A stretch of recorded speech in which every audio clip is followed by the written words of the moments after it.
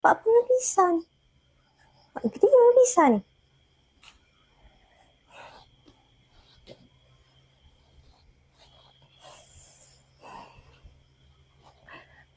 Ala-ala mulut sini mungkin. Membosek ke? Mesti membosek ke? Aku pun bosek juga. Sampai bila lah aku nak jaga orang tua ni? Ala-ala mulut sini ni, aku nak cerita lah pasal tuanmu. Si Mia tu. Mu tahu tak? Si Mia tu dah apa boyfriend aku tau. Patutnya Anas tu jadi milik aku lah. Bukan milik dia. Aku ni kok lagi comel daripada Mia tu. Tapi Anas tetap pilih dia.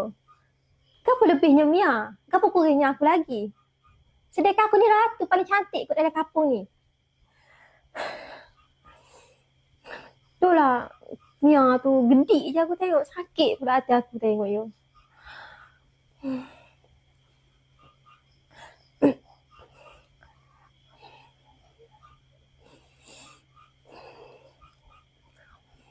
Sakit pula hati aku tengok you. Patutnya Anas tu boleh kat aku. Mu tahu tak? Anas tu sanggup mari sini nak minta maaf dengan dia.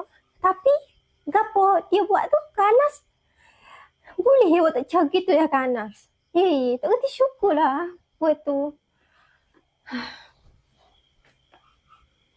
Shh, Pakcik, Mimi.